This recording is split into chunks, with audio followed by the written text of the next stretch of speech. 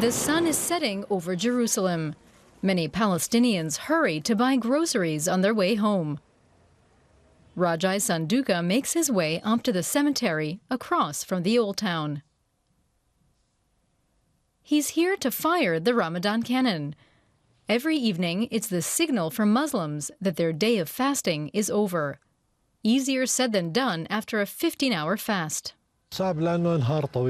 It's difficult. The days are long. And this year, Ramadan happens to fall during the longest days of the year.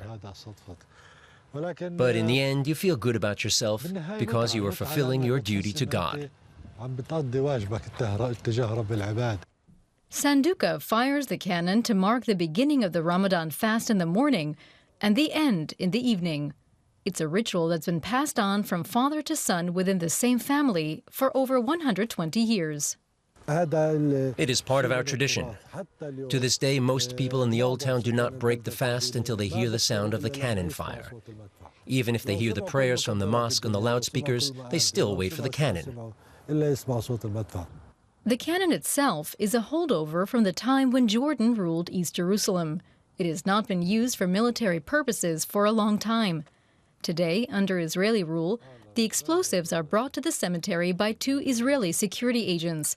Sanduka is not allowed to handle explosives without supervision, even if it is just a sound bomb ignited via remote control. We transport the explosives in a special car. Then we secure the location so that enemy elements don't have access to the site. That is the reason for this procedure. And of course, the most important task is firing the cannon at the right time. After all, thousands depend on it. The imam at the Al-Aqsa Mosque tells him when to fire via mobile phone. It's a far cry from the way his grandfather did it. Someone was standing on the other side of the wall to the Old Town. He was given a sign from someone else at the Temple Mount. My grandfather would then get a signal via a green flag that he should blast the cannon.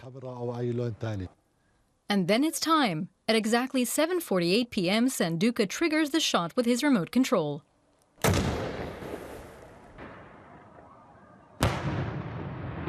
Rajai Sanduka makes his way home to his iftar meal.